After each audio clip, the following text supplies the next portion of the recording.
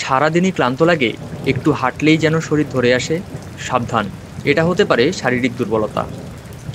শারীরিক দুর্বলতার লক্ষণ যেমন ঘন ঘন মাথা ঘোরা, হাত পা কাঁপা, কাজ করতে ইচ্ছা না করা, এর পেছনে থাকতে পারে কয়েকটা সাধারণ কারণ: রক্তশূন্যতা, শরীরে পানি শূন্যতা, ভিটামিন বি 12 বা ভিটামিন ডি এর ঘাটতি, অনিয়মিত খাবার ও কম ঘুম, অতিরিক্ত স্ট্রেস ইত্যাদি। সমাধান শুরু হোক খাবার দিয়ে। সকালে একটা সিদ্ধ ডিম, সাথে কলা। দিনে 5 থেকে 7 গ্লাস পানি পান করুন। বাদাম, খেজুর, মৌসুমি ফল খান। রোদে 10 মিনিট হাঁটুন, তাতে ভিটামিন ডি পাবেন। আর হ্যাঁ, রাতে কিন্তু 7 ঘন্টা ঘুম জরুরি। নিজের দুর্বলতাকে ছোট ভেবে বসে থাকবেন না। আজ থেকেই জীবন বদলান, খাবার আর অভ্যাসে।